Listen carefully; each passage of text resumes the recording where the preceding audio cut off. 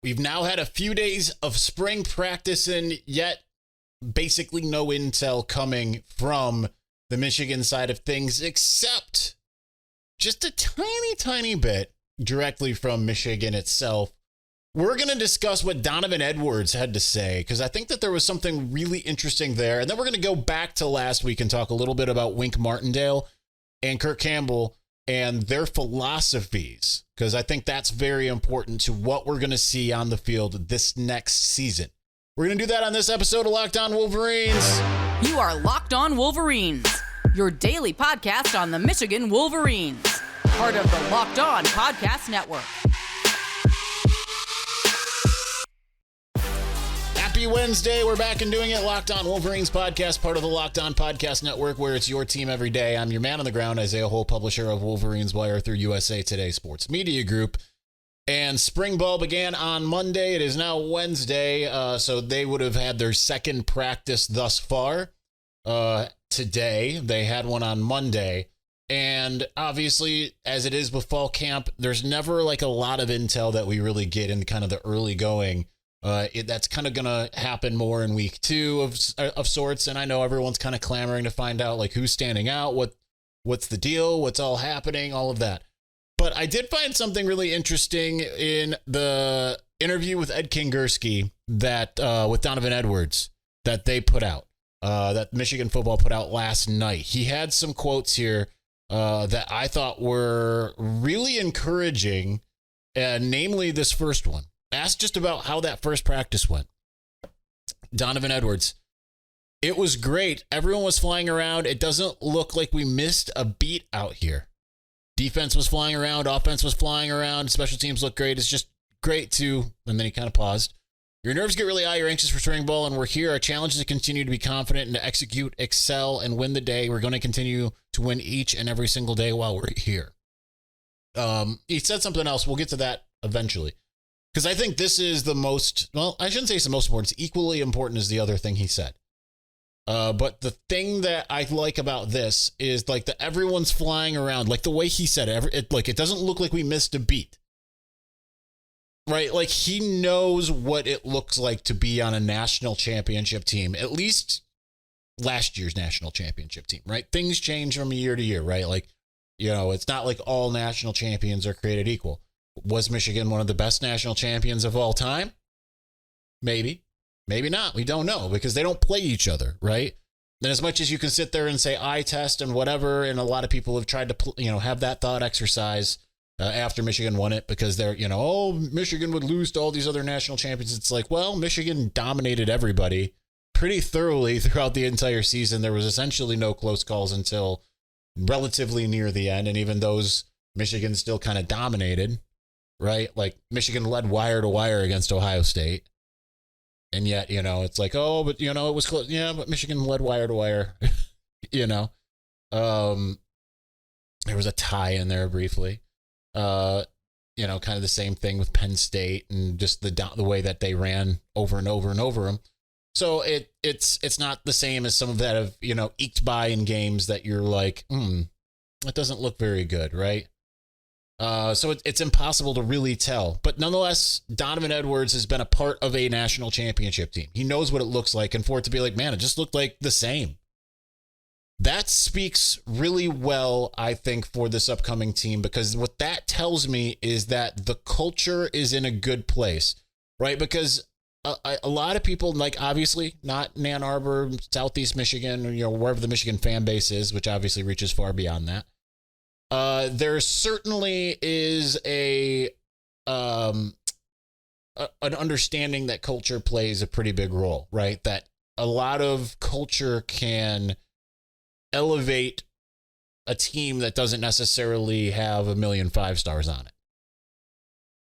And you look at the difference between Michigan and Ohio State, right? Like a team that is just had so many 5-stars, and yet has lost to Michigan each of the last 3 years.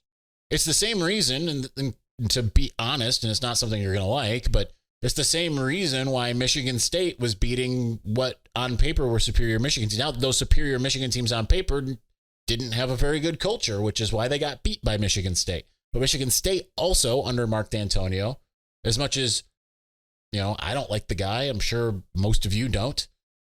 He still established a culture and everyone bought into that culture, right? I don't think Ryan Day is necessarily as bad of a coach as we all like to make him out to be. We will still continue to make him out to be a bad coach because that's the fun of a rivalry. Because he still won a lot of games, granted with a lot of really good players, but it's really difficult to pinpoint at this juncture right now what Ohio State is, except for just a collection of elite players. Because at least a couple years ago, before Michigan started kind of breaking their brand, which is what you kind of love about it, is that you knew that, okay, this is going to be a very pass-happy, elite passing attack, an amazing quarterback, amazing receivers, a running back that can still take the top off when they decide to use him, and a defense that maybe is good some weeks and maybe isn't on some others. They've changed. They're kind of chasing at this point, right? They're chasing wins in the same way that you chase points. So with that in mind, it's a little bit difficult to say what their culture is. Whereas with Michigan, you know exactly what you're going to get to some degree. Physicality. They're going to run the ball. They're going to pass the ball. If you try to stop the run, they are adequate at passing the ball. Things can change. We'll get into that in the upcoming segments. But you know what the culture is. And because of that, because everyone knows what their role is, you can elevate a 3-star to a 4-star, a 4-star to a 5-star.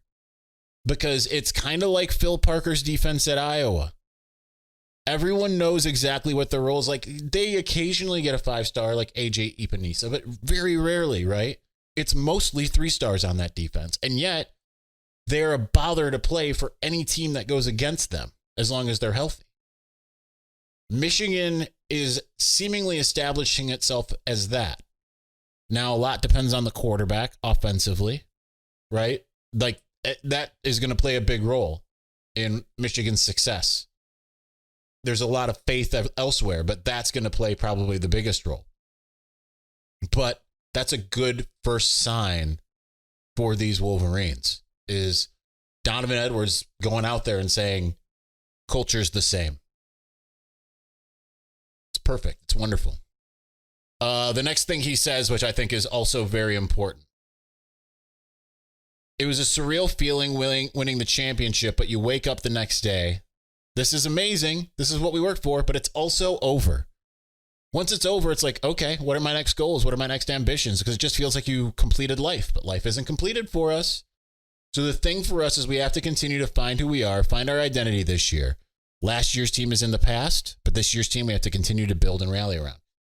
I love that because they are not the 2004 Detroit Pistons. It has been an on-running joke for me and my best friend about the 2004 Detroit Pistons. You know what? We're running up against it. I'm going to continue this part of it all on the next side. So stay tuned. We'll get to that in my thoughts here in just a moment. But before we do, are you tired of the same old daily fantasy grind where you make a roster, you cross your fingers, you hope for the best, or you're losing on the last leg of your pick'em entry? Well, Bettor Together got you covered there. They completely solve a lot of that stuff. So it's the first cooperative daily fantasy platform where teamwork triumphs talent. You can play with your friends, not against them. You pick more or less on real-time player strategize with your partner to boost your odds and climb the leaderboard together. You can grab a friend, join the social daily fantasy sports movement. Bettor Together is the first cooperative daily fantasy application. It offers a familiar experience for existing daily fantasy sports players with a social twist. So you play with a friend or a teammate, you create that sense of camaraderie, right? It's such a cool thing to get to play with someone else. And you can show that synergy from working together gives you a better chance at winning than going it alone. As they say in Ann Arbor, the team. So with that said, download Bettor Together now from the App Store and sign up using the promo code Locked On for a chance to win your share of over $1,000 in cash prizes. Remember the code Locked On And that's Bettor Together, Bettor Together. Because winning alone is fun, but it's better together. Before we move on, listen, passion, drive, and patience. What brings home the winning trophy is also what keeps your ride or die alive. eBay Motors has everything you need to maintain your vehicle and level it up to peak performance, from superchargers, roof racks, exhaust kits, LED headlights, and more. Whether you're into speed, power, or style, eBay Motors has got you covered. With over 122 million parts for your number one ride or die, you'll always find exactly what you're looking for. And with eBay Guaranteed Fit, your part is guaranteed to fit your ride every time or your money back, because with eBay Motors, you're burning rubber, not cash. For all the parts you need at the prices you want, it's easy to turn your car into the MVP and bring home that win. So keep your ride or die alive at ebaymotors.com. Eligible items only. Exclusions apply. eBay Guaranteed Fit only available to U.S. customers.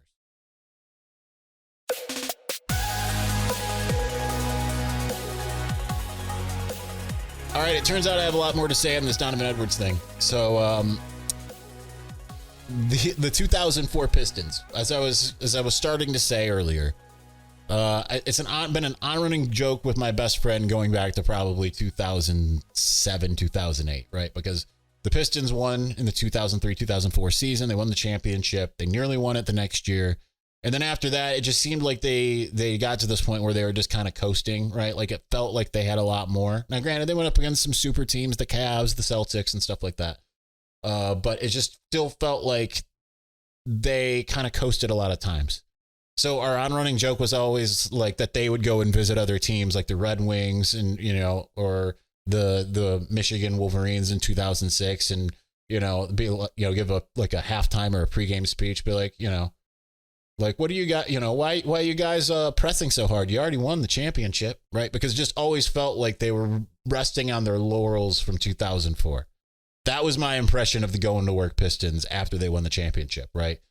They rested on their laurels, and they could have just, it felt like they had the ability to win at least another. It was a missed opportunity. I can throw the Tigers into that. I mean, every team other than the Lions was good for a minute. In this area, and Michigan State, but that goes without saying.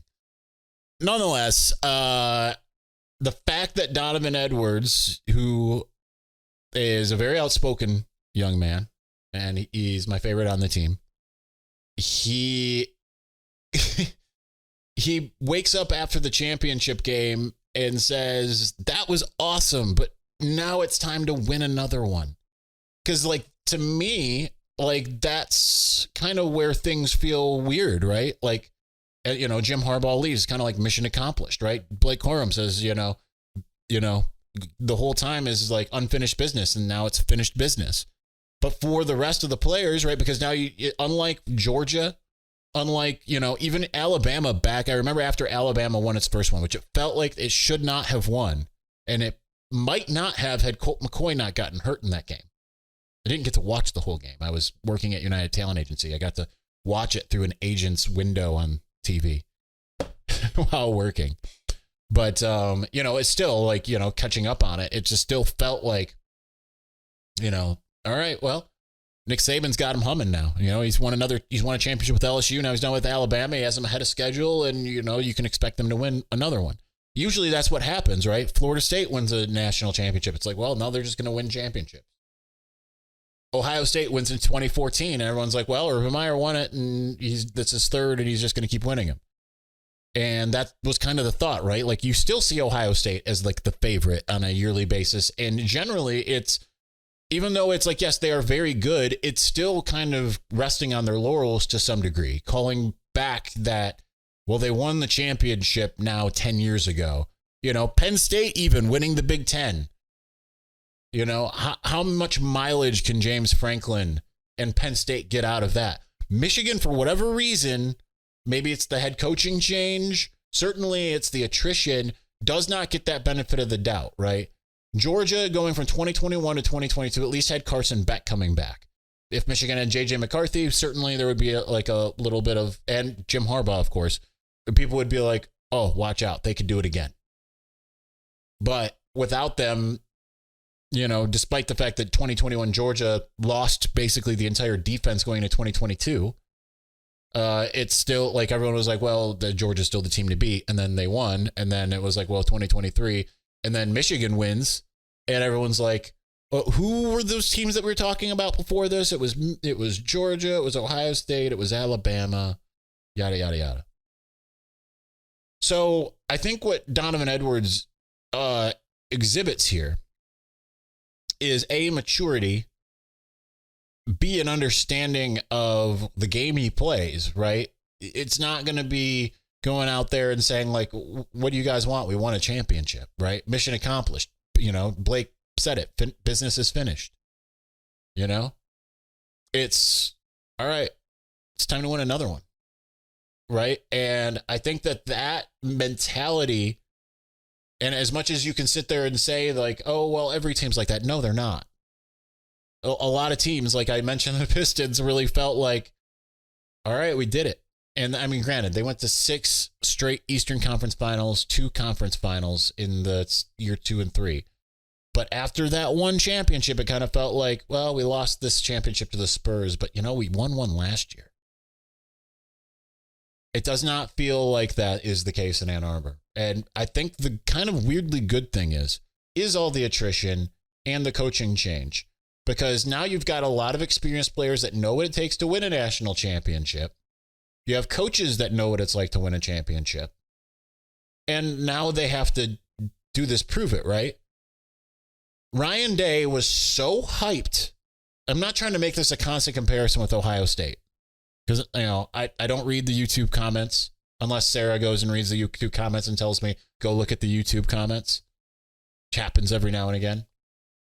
But like, I'm not trying to get a bunch of annoyed, angry Ohio State fans in the mentions here. I'm not. I'm just drawing a comparison here. Ryan Day in 2018, when he took over the interim head coaching position for Ohio State, and I want to look up because it was, so they opened the season. Let's see here. I just want to. It, of course, it doesn't go right to where I want it to be. They opened the season. They had 3 games, right, under Ryan Day, because he was the interim head coach for a suspended Urban Meyer because of the Zach Smith fiasco. They throttled Oregon State 77-31. Huge offensive performance, not great defensive performance. 52-3 against Rutgers. That's kind of like that era's evergreen score against Rutgers from any team. Like, right, it just felt like any powerhouse team with Michigan, Ohio State, or Penn State, you know, they played Rutgers. It's 52-3. It's just what the score is going to be. And then a kind of closer than expected. I mean, it was supposed to be a much bigger game going into the season. And then number 3 Ohio State against unranked TCU, 40-28. And that was the game. Certainly, you know, they lost Nick Bosa for the season. So, but after that stretch, right? Not one ranked team among them. In normal years, no one's going to be sitting there saying, oh, you beat Oregon State, Rutgers, and TCU. I mean, oh, that's 3 Power 5 teams. One's a Big 10 team, Pac-12, and Big 12. No one's going to sit there and say, like, you know, about those 3 teams in particular. Generally, right? TCU obviously was very good 2 years ago. Oregon State was very good last year. Rutgers has been on the rise, but no one is going to look at those 3 and say, man, you just went through a murderer's row. You just nailed it. But yeah, that was how Ryan Day was treated coming out of that. It was like, that's the heir apparent. Like that's the dude. That's the guy. Right? Like it didn't, you know, there was certainly some issues. Defense, 2 of those 3 games. Offense clearly wasn't an issue. But Ryan Day was suddenly had a crown on his head. And Sherrone Moore has not gotten that treatment, despite being in a similar circumstance. But at the end of the year, yes, Bowling Green, not a great showing, but still blew him out despite it not being a great showing. Lots of turnovers. Ranked Penn State, feisty Maryland, ranked Ohio State. Not just ranked, we're not talking 25 here. We're talking top 10, And what, number 2, number 3? I don't remember. Ohio State was up there. So I think that it's he's got a chip on his shoulder, I would say. So all right, let's continue on. Let's talk about the assistants. We're going to do this all in one segment, which probably is better instead of spending one on each. So we're going to talk about the philosophies and how they might be different for Wink Martindale and Kirk Campbell than you might be thinking. We're going to do that here in just a moment. But before we do, this week's March Madness Bracket Highlight is brought to you by our friends at Nissan. Each week we're picking one team that stands out, a team that's pushed it further than the rest, just like any of the 2024 Nissan SUVs. These guys were able to take it to the next level. The Auburn Tigers can only be described as a Pathfinder. They've been thrilling to watch and have really created a lane for themselves after claiming the top spot in the SEC. As they knocked off the Florida Gators in the SEC Tournament Championship, they're set to make a run in the NCAA tournament. So you can take the Nissan Rogue, Nissan Pathfinder, or Nissan Armada and go find your next big adventure. Shop NissanUSA.com.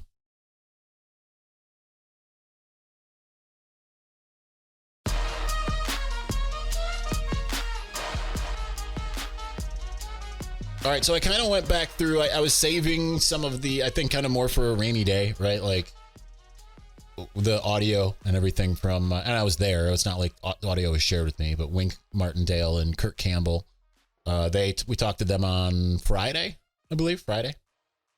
And I wrote like 4 things coming out of that. I think 3 Wink, 1 Kirk. And after that, I was like, I'm just going to hold on to this because even though it was kind of like, oh, yeah, we're going to have stuff all week. Tomorrow, Thursday, is the first thing we're having. So I was like, okay, we'll save it for the rainy day, right? It doesn't expire, that's not talking about a game that's coming up. So I went back and I ended up just writing 2 articles right before the podcast on each. And this wasn't even by design. It was about their philosophy, the philosophy of each of them. And what I thought was really interesting is that both kind of had the same message, is beware if you think that we are a certain way. Like there's a certain way to do things, but beware if you are like absolutely sure that we're going to do things one way or the other, right? Let's start with Wink, because that's the one I think everyone kind of hones in on, right? Like rivals and Michigan fans alike. Is this kind of like, is it going to be super blitz heavy because the Giants last year were the most blitz heavy team in the NFL, and he has been much more blitz heavy than either of his predecessors in Ann Arbor, which were her proteges, right? But as he notes, he noted on Friday, like, even with the Giants, not every game where we just blitz in like crazy. It was dependent on the opponent. It was dependent on like, okay, this is what we see from the opponent, but there's going to be other times where we're not going to do that. Rival fans obviously are like, Dr. Blitz 2.0, ha ha ha. But he's basically telling you, without telling you, like, don't be so sure, right? Like you might see like plenty of blitzes in like the first few games, right? Like Texas might see a ton of blitzes. And then Ohio State might not see any, is what he's telling you. Now, granted, he's also telling you, like, he literally said, I'm not going to tell Ryan Day or Sark, what we're going to do. But, like, when it comes to the person, not the personnel, but when it comes to this, like, what he's planning on doing, he said, like, it is entirely dependent on what our personnel is and what the opponent is. Right now, he really likes the middle of the defense in the entirety, front to back. Defensive tackles, linebackers, safeties. Says that's the strength of the team. Didn't really seem to give a ton of love to Josiah Stewart and Derek Moore, but I think that they're I think they're an improvement, honestly, on Jalen Harrell and Braden McGregor, and that's not slamming those other two. I just think that these 2 guys are better. So, and then I think that, you got Will Johnson, who doesn't, he's talking about the middle. Then you got Will Johnson. You just got to figure out that other guy and who your nickel is. It's a pretty solid place to be. And because you are able to get that consistent pressure up the middle, assuming there's no fall off from, with Mason Graham and Kenneth Grant, you're able you're able to say, we don't need to blitz as much because we're able to get pressure with 3 or 4 or whatever, right? We don't need to bring 5. We don't need to overload. We can just sit back. Now, there's going to be situations where you do, right? And you saw Jesse Minter even do that erroneously against TCU and did it well against Alabama. So it's exciting to hear that he's not stuck in his ways, right? He's not just, even though there was said with some terminology, he's an old dog and he's not going to learn new tricks for the most part. He's not going to be stuck in his ways. Now, I think it's kind of similar when you look at Kirk Campbell, who you would assume, the quarterback's coach, had the interim status as off OC for 1 game, and is elevated by the former OC, Sharon Moore, to offensive coordinator. You would think that, prevailing wisdom would be, okay, well, he's just going to run the same system that they just ran. But he's like, no, this is going to be personnel driven. Like every year and both of them said the exact same thing. Every year you take a step back and you reevaluate everything you have. I know that sounds again like, well, duh, but that is not necessarily what some other coaches have done, right?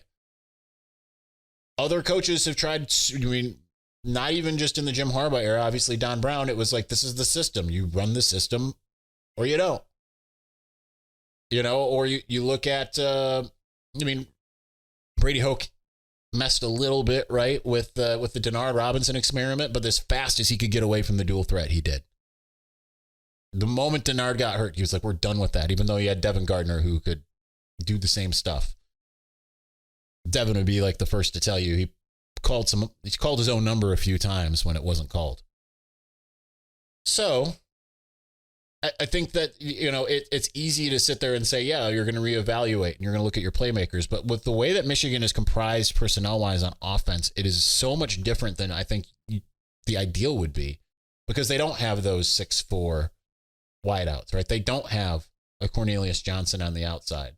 Heck, even an Amara Darbo and Jehu Chesson. I forgot how tall those guys were until I saw them at Michigan practice it was the Rose Bowl. I just forgot how tall both of them are. They're both, like, I'm 6'1". Both of them were, like, towering over me when I went and said hi to both of them. So, they don't have that. But Kirk Campbell says, like, we know we got to get the ball to Colston Loveland. We know we got to get the ball to Donovan Edwards. That doesn't necessarily mean throw, handoff. It might mean throw or throw, right? So you mentioned Samaj Morgan, mentioned Tyler Morris. These are the playmakers they have to work with. These are different puzzle pieces that are on the chessboard that can be utilized in a much different way. So I'm excited to see how they figure that out. I don't know that we're going to get answers coming out of spring ball. I think we might not get answers until week 2, because why would you show anything in spring ball, or if you can help it, against Fresno State in week 1. All right, we'll be back on, we got Sharon Moore tomorrow. So tomorrow evening, we will be back talking about what Sharon Moore said. As long as I don't fall into the trap of what happened Tuesday. Why was there no Tuesday show? And you can sit there and say, well, it's just typical Isaiah mischief. I can't account for 5 hours of my life. I took Zuri out for a walk. I came home. I didn't watch TV. I wasn't on social media. I wasn't reading a book. And before I knew it, it was 10:30. And I'm like, oh, okay, I'm not doing a podcast this late. And I'm like, what? I don't know what happened to my time. My walk ended at 5. I don't know what happened for 5 hours. Anyway, so we'll be back on Thursday talking about Sharon Moore. So we'll talk to you then. Thanks for watching. Thanks for listening. Peace.